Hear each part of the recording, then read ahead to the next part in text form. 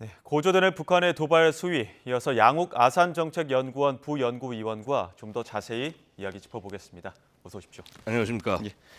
북한이 연이어 도발을 하고 있는데 오늘은 군용기 180여 대의 항적이 보였습니다. 한미연합 공중훈련이 진행되는 가운데 공중에 무력 도발을 했거든요. 이거 어떻게 보면은 공중과 공중의 어떤 반발 이렇게 봐야 되는 겁니까? 그렇죠. 이제 북한 입장에서는 사실은 이 비저런트 스톰 훈련 자체가 굉장히 부담스럽습니다. 왜죠? 일단 북한의 공군력으로는요, 예. 상대가 될 수가 없습니다. 그러니까 예. 숫자가 중요한 것이 아니라요. 예. 현대전에서는 전투기가 얼마만큼의 이 항전 장비를 제대로 된 것을 갖고 있냐. 그러니까 예를 들어서 레이더가 얼마나 좋냐, 혹은 예. 미사일이 얼마나 먼 거리까지 그 공격이 가능하냐, 이런 것으로 사실 승패가 좌우가 됩니다. 예. 뭐 영화에서처럼 무슨 도그파이트, 그러니까 앞뒤에 붙는 공중전이 일어나는 것이 아니라요. 예. 사실은 이미 거의 뭐 100km 혹은 수십 킬로 밖에서 결전이 나게 돼 있습니다. 예. 그래서 그런 측면에서 봤을 때 북한이 보유하고 있는 항공기, 우리 항공기가 이제 세대 분류가 있습니다. 지금 현재 이제 스텔스 전투기, 지금 사진 나온 F-35 같은 저런 스텔스 전투기는 저희가 5세대 전투기라고 얘기를 합니다. 네. 5세대 전투기는 이제 말씀드렸던 스텔스 성능이라든가 상황 인식 능력으로 전장을 전부 구상을 하고, 그리고 서로 간에 막 전자적으로 연결돼서 교전할 수 있는 능력을 갖고 있고요. 예. 당연히 레이더에 잘 잡히지 않고 침투에 들어갈 수 있고, 뭐 공중전이나 이런 데서도 훨씬 더 유리한 능력을 발휘합니다. 그리고 통상 우리 군이 많이 쓰는 뭐 지금 사진에 보시는 F-16 같은 저런 전투기들 4세대 전투기라고 합니다. 예. 4세대 전투기는 그 기본적으로 이제 멀티롤, 그러니까 다양한 임무, 공중전부터 시작해서 지상 폭격까지 다양한 임무를 수행을 할 수가 있고요. 바로 이제 그 이전 세대, 그러니까 우리 그 추락 사고 굉장히 많이 났던 F5 같은 그런 전투기 있지 않습니까? 이제 요것이 한 3세대 전투기쯤 됩니다. 예. 근데 지금 제가 굉장히 장황하게 설명을 드렸습니다만은 북한군의 주력 전투기는 그 2세대나 3세대 전투기들이 대부분입니다. 예. 4세대 전투기는 한 많게는 40여 대, 적게는 20여 대밖에 없다라고 판단을 하고 있습니다. 그래서 특히나 그 남아있는 그 4세대 전투기 미그 29인데요. 이것도 도입이 80년대 중반에 된 것입니다. 예. 그래서 한마디로 북한 공군은 날아다니는 박물관이라는 별명이 붙어 있습니다. 예. 그래서 사실 그 기체를 180여 대를 띄웠다라고 하는 것 자체가 어찌 보면은 얼만큼 북한이 공군력 유지를 위해서 노력을 하고 있는지 보여주는 측면이라고 볼 수 있겠죠. 근데 다만 이 기체들이 공중에서 대응을 했을 때 아마 뭐 우리 기체 한 80여 대가 떠서 대응을 한 것으로 알려졌습니다만, 예.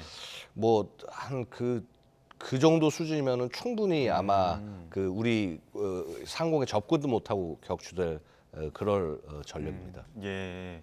그러니까 180여 대의 항적이 보였다고 하니까 규모 면에서는 놀랄만 하지만 예. 우리가 대응 면에서 봤을 때는 전력 면에서는 그렇게 크게 차이가 없다. 크게 차이가 없는 정도가 아니라요. 우리가 더 우위에 있다. 훨씬 더 위에 있습니다. 그러니까 예. 이게 숫자가 당연히 어떤 싸움에는 숫자가 중요하긴 합니다만, 예. 특히 공중전에서는 이 결국 장비의 능력들, 그다음에 얼만큼 멀리 보고 멀리 쏠 수 있냐, 먼저 보고 먼저 쏠 수 있냐, 예. 이런 부분들이 핵심인데 사실 비교될 수가 없습니다. 예, 공중전에서는 그런 측면이 있습니다만 어젯밤에 또 단거리 탄도미사일 3발 발사하고 또 포 80여 발 쏘면서 도발도 했습니다. 예. 그리고 지금 뭐 비질런트 스톰에 대해서 굉장히 여러 차례 그 비난을 하고 있는데 예. 결국에는 또 우리가 한미 연합 공중훈련을 하는 기간 동안에는 도발할 수밖에 없다 이렇게 볼 수 있겠습니까? 그렇죠. 사실은 연합훈련 하는 기간뿐만 아니라 연합훈련이 끝나고 난 이후에도 자신들이 이 전반적인 이런 그 어떤 충돌에서 뒤지지 않았다라는 것을 보여주기 위해서 예. 또 추가적으로 계속 여러 가지 미사일들 발사를 할 가능성은 충분히 있습니다. 예. 근데 이제 한 가지 드리고 싶은 말씀은 이겁니다. 북한이 굉장히 그 소위 말해서 강대강 국면, 예. 뭔가 이렇게 막 그 부딪히는 이런 국면들을 만들려고 굉장히 노력을 하고 있는데, 사실은 이게 북한 스스로에게 굉장히 독이 될 가능성이 높습니다. 무슨 말씀인가 하니 아까 예. 항공기들 그 얼마 전에도 무슨 150여 대, 그러니까 지난달 10월 6일에도 150여 대 항공기를 동원해서 뭐 훈련을 했다라고 북한 스스로 밝히기도 했는데요. 사실 조종사를 훈련시킬 기름조차 충분치 않아서 굉장히 운용하기 힘든 그런 상황인데, 정말 많은 지금 자원을 북한이 활용을 하고 있고요. 예. 사실 어제 밤 미사일 발사 기억하시지 않습니까? 예. 밤에 예. 세 발 미사일 발사를 했는데 저는 여기서 요 발사한 세 발의 미사일 종류를 보고 북한도 지금 한계에 부딪히고 있구나 하는 부분을 알았습니다. 예. 무슨 말씀인가 하니 지금 북한이 지난 9월 말부터 미사일들을 발사를 할 때 예. 최신의 미사일들을 주로 발사했습니다. KN-23이라든가 예. 혹은 이제 뭐 재래식 공격을 위해서는 KN-25 같은 초대공격 방사포 이런 것들을 발사를 했는데요. 어젯밤에 발사한 것은요. 이 사거리라든가 고도라든가 비행 특성을 봤을 때는 화성 6호 그러니까 스커드 C라고 불리는 구형 예. 미사일이었습니다. 이제 그것을 세 발 발사했다라는 거죠. 지금 북한이 소위 말하는 이 최신형 미사일이라고 하는 것들이 지금 뭐 실전 배치를 하고 있다, 뭐 양산하고 있다고 얘기하지만은요, 그 숫자가 충분하지 못할 가능성이 굉장히 높습니다. 그리고 굉장히 지금 엄청나게 많은 거의 지금 정부 바뀐 다음에 80여 발 정도의 미사일을 쏴댔는데요. 그러면은 이거 상당히 많은 양을 지금 소진해 가고 있다라는 것이죠. 되려 이렇게 북한이 강대강으로 나가고 얘기하면 할수록 자신들의 그 재고량 같은 것들은 줄어들고 어떻게 보면 소진이 되는 거죠. 그러니까 이게 비질런트 이 스톰 훈련을 연장했다는 것 자체가요. 사실은 그런 것을 노리는 측면이 있습니다. 예. 무엇인가 하니 자 일단 당연히 전쟁이 나면 안 되기 때문에 예. 우리 군이라든가 이 동맹인 미군 차원에서 위기는 관리하면서도 북한을 스스로 소진시키게 만드는 이런 전략이고 사실 북한은 여기에 지금 뭐 말려 들어가고 있다. 그래서 어떤 의미에서는 굉장히 지금 아마 내부적으로야 뭐 잘 대응하고 있다라고 얘기하고 있겠지만은 굉장히 지금 저것이 뼈아플 것입니다. 예. 그 미국 군사 연구기관 같은 경우에는 지금 최근 이틀간 북한이 쏜 미사일이 1,000억 원 정도에 이를 것이다 이렇게 보고 있는데 그럼 위원께서는 이 어떻게 보면 재고량 한계에 다다르고 있다 이렇게 보시는 겁니까? 예, 그러니까 이런 부분이죠. 그러니까 아까 뭐 1,000억 원 말씀하셨는데 그것도 기본적으로 이제 그 환산을 어찌 보면 한 그런 액수라고 볼 수가 있겠고요. 예. 사실 뭐 북한이 실제 쓰는 돈은 저거보다는 작을 수 있습니다. 왜냐하면 뭐 인건비라든가 개발비라든가 기타 오버헤드 코스트 같은 것들을 뺐을 거기 때문에 예. 당연히 뭐 저보단 작을 수 있지만은 어쨌거나 지금 북한이 굉장히 경제가 코로나라든가 이런 걸로 인해서 그다음에 국제 제재로 수축된 상황에서 예. 뭐 저것에 뭐 예를 들어서 절반이라고 하더라도 돈을 썼다라면요. 저건 사실 북한 경제에 굉장히 안 좋은 악영향을 미치는 것일 뿐만 아니라 지금 이제 아시다시피 보면 우크라이나 전쟁으로 인해서 러시아조차도 굉장히 많은 그 미사일들을 소모하고 그걸 이제 양산을 다시 해야 되는데 부품 수급을 제대로 받지 못해서 지금 양산이 잘 안 되는 그런 상황을 맞고 있다는 것이죠. 소위 공급망 제한, 그 미국이 주도하는 이런 공급망 제한이 러시아의 목줄을 죄고 있는 것인데요. 사실은 북한도 여기서 100% 자유롭다고 할 수는 없을 것입니다. 예. 특히나 이렇게 저렇게 훈련이나 이런 것들이 끝나고 난 다음에 아마 이제 미국 차원에서 계속 어차피 지금 UN 차원에서 제재는 중국과 러시아 때문에 안 됩니다. 예. 하지만 미국은 굉장히 이제 고강도 제재들을 준비하고 재무부나 상무부 차원에서 이제 접근을 하고 있는데 예. 자 그러면은 결국 이런 것들이 뭐라고 할까 실현화 구체화됐을 때 국무부나 상무부의 제재나 이런 것들이 구체화됐을 때 사실은 북한 무기 체계 공급망에도 영향을 미칠 가능성 충분하다 이렇게 말씀드릴 수 있겠습니다. 예. 그러니까 북한의 도발의 규모 면에서는 지금 한계점에 도달하지 않았을까 이렇게 예측하셨습니다만 그 도발 양상을 봤을 때는 어떤 점이 좀 눈에 띄십니까? 뭐 투발 수단이라든지 발사 지점, 뭐 탄착점 이런 부분들이 이미 9.19 군사합의는 사실상 물 건너갔다 이렇게 보는 측면이 많던데요. 아니 뭐 사실은 이제 이미 이전 정부 때부터 북한은 이 9.19 군사 합의를 무시를 해왔고 이제 예. 다만 전 정부에서는 북한과의 그 좋았던 관계를 감안해서 그런 부분들을 확인을 하지 못한 것이죠. 그러니까 결국은 그런 어떤 연장선상에 있는 것이 아닌가 생각이 됩니다.